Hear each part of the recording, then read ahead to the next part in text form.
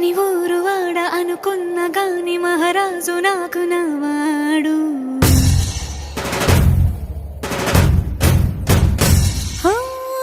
మాట పెడుసైనా మనసులో వెన్న రాయిలా ఉన్నవాడిలోన దేవుడెవరికి తెలుసును నాకన్నా. సూసేకి అగ్గిరవ్వ మాదిరే